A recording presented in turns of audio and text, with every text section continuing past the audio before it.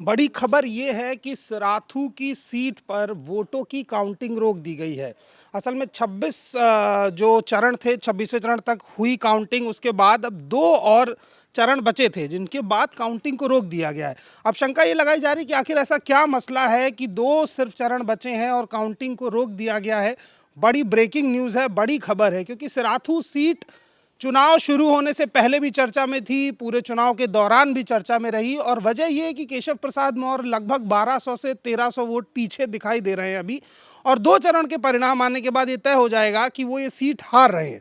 इससे पहले भी 3 दिन पहले का माहौल मैंने आपको बताया था कि किस तरीके से ईवीएम में गड़बड़ी के प्रयास किए गए थे, जो कि कार्यकर्ताओं ने रोके थे।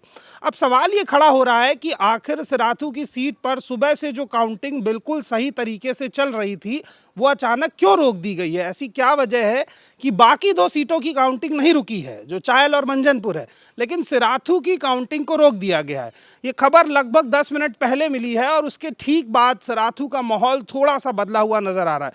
तमाम समाजवादी कार्यकर्ता अपने घरों से निकल रहे हैं, सराथू की तरफ बढ़ने लगे हैं।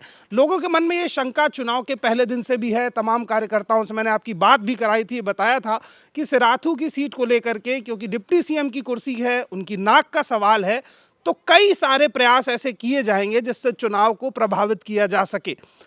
जो लोग अंदर मौजूद हैं उनका कहना है कि पहले 20 चरण की गिनती के बाद अनाउंसमेंट बंद किया गया, अब 6 चरण की गिनती के बाद काउंटिंग ही रोक दी गई है, तो शंका जाहिर सी बात है लोगों के मन में आएगी। अब सवाल ये खड़ा हो रहा है कि आखिर चुनाव आयोग और यहाँ का प्रशासन इस काउंटिंग को क्यों रोक रहा है? डर किस बात का है? क्या सेंट्रल से दबाव है या स्टेट से दबाव है?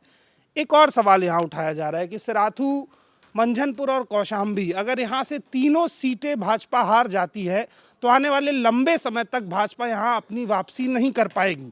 ये एक बड़ी वजह है कि कोई एक सीट बीजेपी यहाँ बचाना चाहती है किसी भी तरीके से। फिलहाल आपसे मैं गुजारिश ये करना चाहता हूं कि सराथू की सीट आपके मतदान की सीट है, चुनाव आयोग और यहाँ के प्रशासन की सीट नहीं है।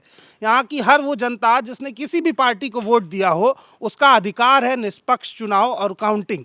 अगर किसी भी हालत में आपके अधिकार से समझौता होता है तो उसके लिए बोलिए, खड़े होइए, सोशल मीडिया पर इस आवाज़ को मजबूती के साथ रखिए, क्योंकि आपके चुनाव को प्रभावित करने की पूरी तैयारी की गई है।